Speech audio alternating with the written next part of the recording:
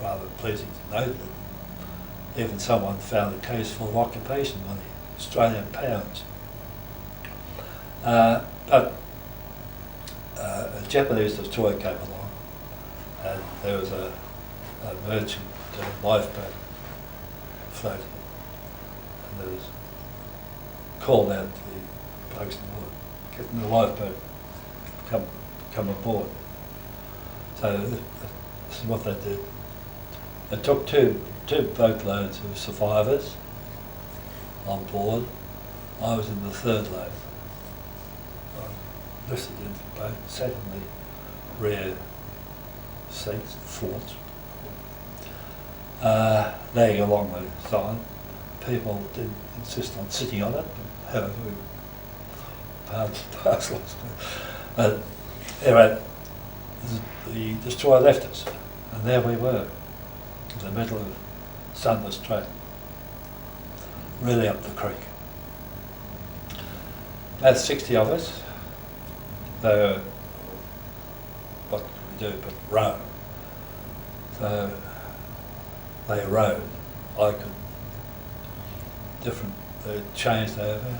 The rowers, absolutely exhausted, lying in the bottom of the boat. 27 hours later we ground ashore. I was carried ashore with a couple of... McWilliam died. McWilliam, the observer of the aircraft, he died. We had one of the chaplains on board. He so pray. Then when we got ashore, there was a sail. There was a sail on board. And during the rain squalls, we hoisted the sail. We tried to drink the water. It was salt. Salt, of course. Salt. Yeah, from the sail. So anyway, the sail that brought that ashore, hoisted that on between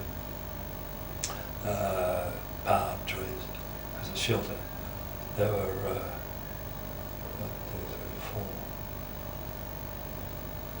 four of us injured. So the party decided to split up. There was a road. They decided to go one party one way, the other party come back and help. So away they went, never to return. So we waited there about 3 or 4 days on the beach. We'd also brought ashore some sea biscuits, Japanese sea biscuits, a tin of them. And we decided, well, we'd had to have some nutrition. So the locals used to come by and used to trade these sea biscuits for coconuts. So we lived on coconut milk for 3 or 4 days. One of the injured decided he'd go. Then the next day, the other one, who could walk, he decided to go. Was left myself and Danny Ma, the wood receiver, who had an injured shoulder. So I said to Danny, look, we've got to make a move. We can't stay here. Nothing coming back.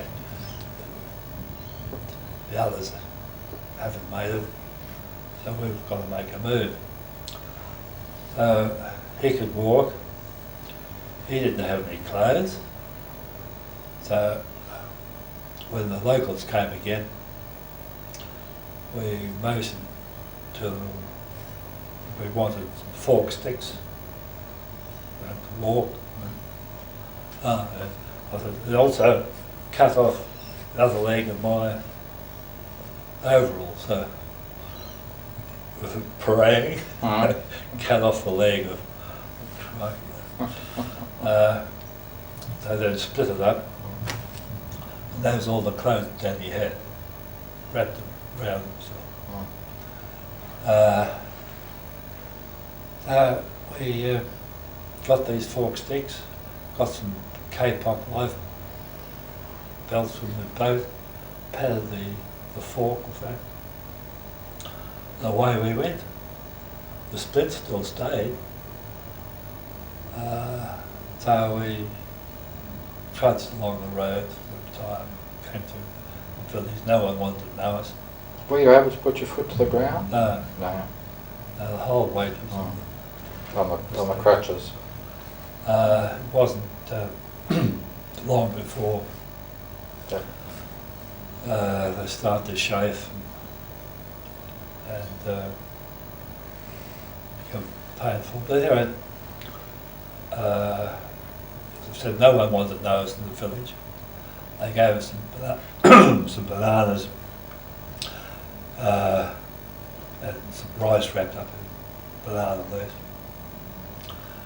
And we went on. We used to camp on the beach. Worried by mosquitoes. The mosquitoes huge. Well, Danny, I at least had the top of my overalls down. He used to yell out with the bites. It took us about 10 days before we came to any big village. By this time my armpits were absolutely red raw, and we stopped by and sat in a shelter. The Indonesians have these little pony carts with these small horses, and we, it's one of their shelters, and they gathered around us, and they didn't look good. One bloke, we carried the sailors. Daddy carried. Thought maybe good trade for something. Anyway, this loudmouth came out of the crowd with his parang,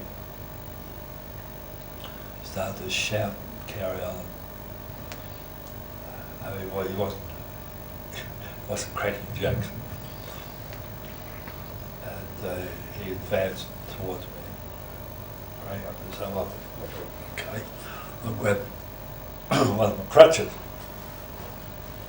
Sat there, like, well, this is bloody silly me with a crook leg against the bloke with a parang he could shave with. So he came at me closer and closer, and I put the stick down, gave him the sail, and he thought it was a great triumph. Well, the crowd cheered, he walked off. So Danny came back, he'd gone out to catch some food, came back with more bananas and rice, and I said, well, time we moved on. So we hit the road again. About a fortnight, I said to Danny, I feel as though I'm going to have a crap. So I said, oh, good. He said, good for you. I said, well, how do you manage with a broken leg? It was a fortnight. How do you manage with a broken leg?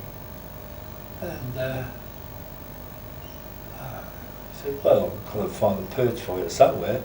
Anyway, we came across a tree. It had fallen down. So I sat on this tree. A fortnight